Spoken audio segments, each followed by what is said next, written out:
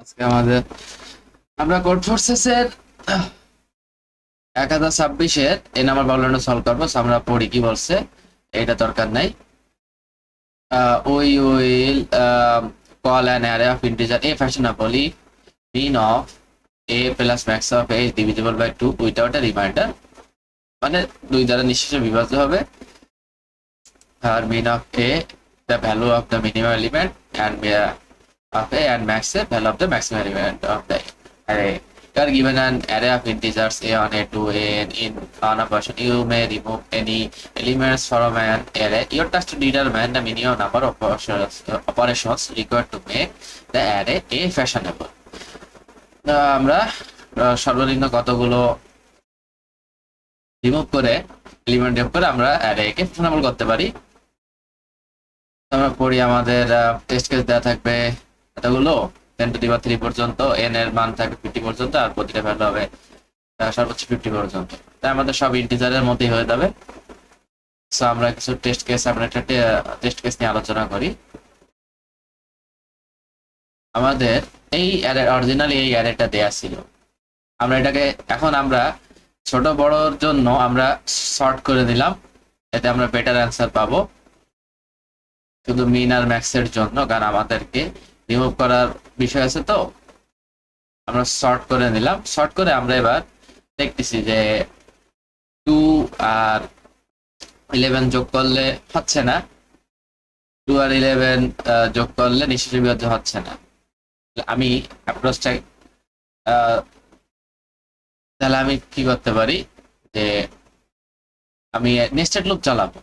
প্রথমে হলো আমার এখান থেকে ইটারেশন শুরু করবে, এই ইটারেশনটা যাবে এদিকে, আর এদিক থেকে যে ইটারেশনটা যাবে এটা যাবে i পর্যন্ত, যে গ্রেটার ইকুয়ালস i। এখন আমার 2 পর্যন্ত আছে, এখন আমি এদিকে যা শুরু করলাম, এখানে যাইতে যাইতে এই যখন 6 পাবো, 6 পাইলে আমার কি এটা হচ্ছে আমার কাউন্টিং, আমার অ্যান্সার আমি একটা অ্যান্সার পাইলাম। তাহলে এখানে কয়টা বাদ দিলাম? 3টা বাদ দিলাম। তাহলে আমি অ্যান্সারের মধ্যে অ্যান্সার আমি প্রথমে আমি নিলাম n এর সাইজ থাকবে 50, তাহলে আমি অ্যান্সার 51 রাখলাম ইনিশিয়ালি। তাহলে অ্যান্সার এখন হবে কত? আমার 3। তারপরে আমি এবার 4 এর ক্ষেত্রে গেলাম, এরপরে আমি 4 এর ক্ষেত্রে এখানে 4 এ আসি, এখান থেকে একটা অলরেডি নাই, আমি এদিক থেকে আসলাম, এদিক থেকে আসলে 3 আর 1 4, তাহলে অ্যান্সার আগে ছিল হলো 3, এবার আপডেট হবে না, 3 থাকবে। এবার আমি যখন 5 এ গেলাম, 5 এ যাই দিকটা শুরু করলাম, তা আমি প্রথমেই পেয়ে গেলাম। এইখান থেকে বাদ দিলাম কটা? 2টা বাদ দিলাম, আর এখান থেকে একটাও বাদ দেওয়া লাগেনি আমার। তাহলে এই অ্যান্সারটা কত হলো? আমার অ্যান্সার হলো এখানে 2। তাহলে অ্যান্সার এখানে আসছে আমার 2,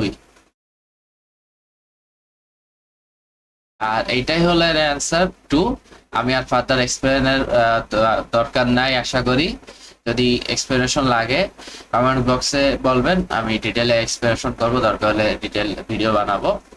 তো এইভাবে আমি অ্যান্সারটা আমি এভাবে আপডেট করলাম, মিনটা আপডেট করলাম। সো আমি এবার কোড পার্টের দিকে যাই। কোড পার্টে একটা এক্সপ্লেনেশনের ব্যাপার আছে, কিভাবে ক্যালকুলেশন করতে হবে।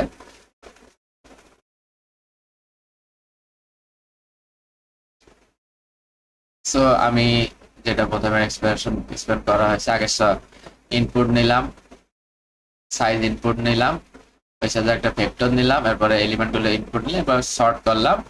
সর্ট করার পরে এবার আমি ওই লুপটা চালালাম। এখন যখন আমি নিঃশেষে বিভাজ্য পাচ্ছি, তাহলে কি আমার আই যে ইন্ডেক্সে আছে, 0 ইন্ডেক্স, 0 বেস, তাই না? তার কথার কথা আমার আই আছে 2তম ইন্ডেক্সে, তাই না? তাহলে এর আগে এলিমেন্ট 0 বেস ইন্ডেক্সে, তাহলে এটা ইন্ডেক্স হলো 2, তাহলে এর আগে অবশ্যই 2টা এলিমেন্ট আছে। তাহলে আমি যদি এখান থেকে, তাহলে এইখানে যদি যাই আমি অ্যান্সার পাই 2, এখানে যদি যাই আমি আই এর মান যদি এখানে হয়, এটা যদি আই হয়, বা 3 গেলাম, এরপরে 4 গেলাম, এটা কিন্তু জাস্ট ইন্ডেক্স, এগুলো হলো ইন্ডেক্স কনসিডার করতেছি আমি। ইন্ডেক্স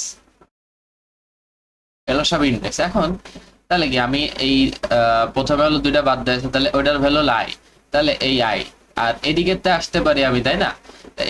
আবার এদিকে থেকে কিছু বাদ দিয়ে হতে পারে, সেটার ভ্যালু পাবো কই? যে সেটার ভ্যালু হলো এইখান থেকে কটা বাদ দেয়, সেটার ভ্যালু হলো n-1 এর থেকে আমি যে বিয়োগ করলে আমি এদিকে কতগুলো ভ্যালু বাদ দেওয়া হয়েছে আমি পেয়ে যেতে পারি। আমি এইখান এইটাই ধরি যে আমি এখানে অ্যান্সার পাইছি, তাহলে n মাইনাস ওয়ান এর ভ্যালু কত? n মাইনাস ওয়ান এর ভ্যালু হলো এই ক্ষেত্রে 4। 4 আর জে এর ভ্যালু কি? n এর আর জে এর ভ্যালু এখন কত আছে? জে এর ভ্যালু আছে 3। তাহলে তাহলে 4 মাইনাস 3 ইকুয়ালস 1। তাহলে 2 প্লাস 1 ইকুয়ালস 3। তাহলে এখান থেকে একটা বাদ দিলাম, এই দুটা বাদ দিলাম, এইভাবে আমার অ্যান্সারটা আসছে। So that's all for now. Thank you, good bye.